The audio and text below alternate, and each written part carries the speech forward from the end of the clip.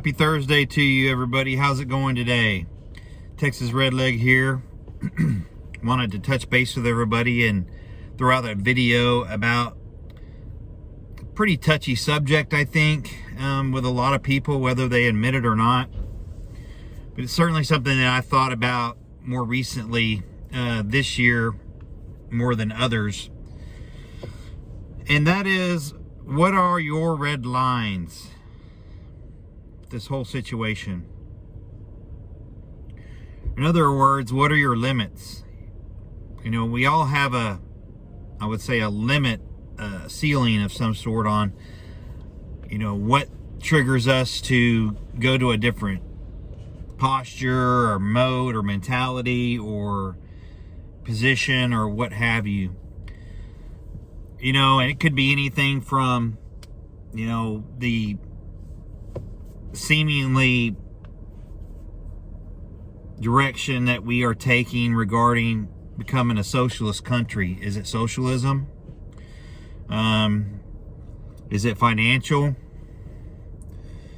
Is it a banking crisis? You know, if the bank raids your account and takes all your cash, or is that a red line for you? Certainly would be for me. What about further lockdowns? What about the pinch for children? What about further shortages, which are more than likely to keep happening? Or another pandemic?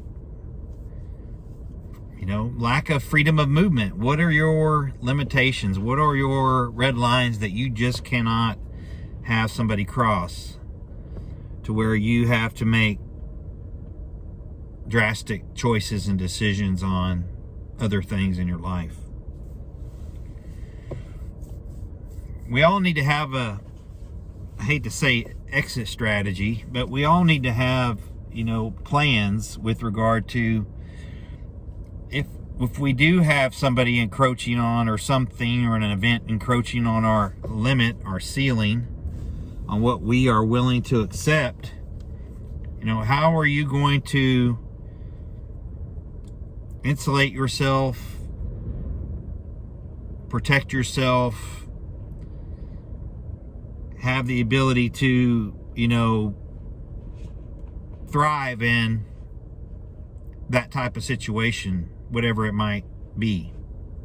And I just listed several of them. Socialism all the way down to more lockdowns and banking crisis. Are you prepared to weather that storm? Do you have the ability to say, nope, I'm pushing the stop button, that's it, I'm out, and function independently right now? Or are you close to being that way? Because I think of prepping, when I think of proper prepping and, you know, full utilization of preps and skills and all that stuff that we, you know, include in our conversations with regard to prepping and survivalist, you know, mentality. That's the way I think of it. You know, if you push the stop button and get out, can you make it that way? Or can you make it reasonably under those conditions that you've prepared for yourself? And I would say, if you've been preparing for years and you know, getting educated and picking up tips and methods from other people on these channels that are so good, you know, I could start naming them now and probably not finish till tonight, but hopefully you're in a position where you know that if you hit the stop button and get off the train, whether or not you can reasonably make it for, you know, I would say 2 to 3 years. If the conditions were not to change, if you were going to get off the train where you're at now or in the very near future, how would you fare? No help, no assistance, no financial aid, no big brother, no handouts. How would you fare? Having a exit plan or an exit strategy allows you to be in a position of strength and have the advantage of possibly being able to weather that storm for, however long you're prepared to do so. Hopefully you've got property, you've got a house paid for, or you've got a very reasonable, amount of rent to pay, and you've prepared for that financially. You've got food, you've got water, you've got fried rice, you've got all that stuff. Hopefully,